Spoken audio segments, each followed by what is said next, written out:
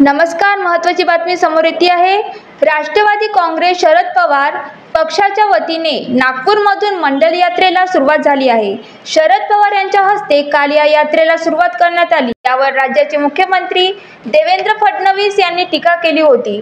त्यांच्या या टीकेला राष्ट्रवादी शरदचंद्र पवार पक्ष ओबीसीचे प्रदेशाध्यक्ष राजापूरकर यांनी टीकेला ही प्रत्युत्तर त्यांनी कमंडल दाखवत मुख्यमंत्र्यांना खुलं चॅलेंज दिलं आहे। माझा खुला आरोप आहे की देवेंद्र फडणवीस साहेब, तुम्ही आणि तुमच्या पक्षाचे ओबीसीचं आरक्षण नाकारलं होतं, असा राजापूरकर म्हणाले। आज राष्ट्रवादी काँग्रेस शरदचंद्र पवार पक्षाच्या ओबीसी सेलच्या वतीने काढण्यात आलेली ओबीसी जनजागरण मंडल अभियान यात्रा शेगावात पोहोचली होती। यावेळी ते बोलत होते। राष्ट्रवादी काँग्रेस शरदचंद्र पवार पक्षाच्या ओबीसी सेलच्या वतीने ओबीसी जनजागरण मंडल अभियान यात्रेला शरद पवार यांच्या उपस्थितीत नागपूर येथून 10 ऑगस्ट रोजी सुरुवात करण्यात आली। ही यात्रा महाराष्ट्रातील संपूर्ण 36 जिल्ह्यात ही यात्रा जाणार आहे। आज बुलढाणा जिल्ह्यात देखील ही यात्रा पोहोचली आहे। यावेळी ओबीसी बांधवांकडून या यात्रेला स्वागत करण्यात आले आहे। यावेळी ओबीसीच्या घोषणा देत ओबीसीची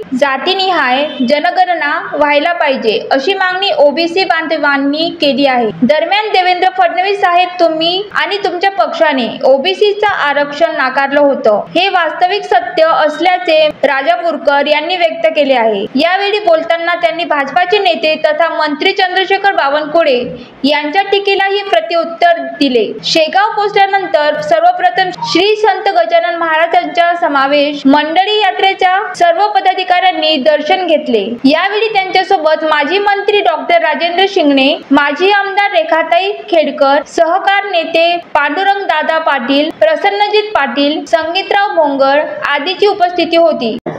मंडल यात्रा काढण्यापेक्षा ओबीसीच्या पाठीशी उभं राहायला पाहिजे होतं असं मुख्यमंत्र्यांनी टीका केली। मुख्यमंत्री कदाचित विसरले आहेत की 1993 मध्ये मंडल यात्रा काढून ओबीसीच्या पाठीमागे उभे राहणे पवारसाहेबच होते, पण त्याच ओबीसींचं आरक्षण नको म्हणणारे हे मुख्यमंत्री देवेंद्र फडणवीस साहेब यांचे पक्षाचे नेते होते। म्हणजे मला असं वाटतं की मुख्यमंत्री देवेंद्र फडणवीस आजकाल आरशामध्ये बघत नाहीयेत। त्यांनी आरशात बघितलं की त्यांना लक्षात येणार की कमंडल हे त्यांचं प्रतीक आहे आणि मंडल हे आमचं प्रतीक आहे। चंद्रशेखर बावनकुळे यांनी नौटंकी म्हणून संबोधलं। ओबीसींचा अपमान केलेला आहे। ज्या ओबीसींना त्यांच्या हक्काचं आरक्षण 50 वर्ष स्ट्रगल केल्यानंतर संघर्ष केल्यानंतर मिळालं, त्या ओबीसींच्या मंडल यात्रेला बंडल यात्रा म्हणता, नौटंकी म्हणता, म्हणजे तुम्ही समस्त ओबीसींचा अपमान करता। मग तुमचा डीएनए कुठला ओबीसीचा डीएनए? तुमचा डीएनए ओबीसीचा डीएनए नाही आहे। तुमचा डीएनए हा भ्रष्टाचाराचा आहे, अन्यायाचा आहे, महिलांवरती करणाऱ्या अत्याचाराचा डीएनए आहे। त्यामुळे आम्ही या ओबीसीसाठी म्हणून नाही तर समाजाच्या सगळ्या घटकांना एकत्रित घेण्यासाठी आम्ही झालो। आता आम्ही शेगाव महाराजांच्या या ठिकाणी पुण्यभूमीमध्ये आलो। या सगळ्या संत महंतांच्या भूमीमध्ये जाणार, त्या सगळ्यांना सन्मानित करणार, कारण की बहुजनांचा सन्मान जो आम्हाला आदरणीय शिंगणे साहेबांच्या माध्यमातून पवारसाहेबांनी जे आम्हाला शिकवलेलं आहे, तो बहुजनांचा सन्मान करणं हे आमचं काम असणार आहे।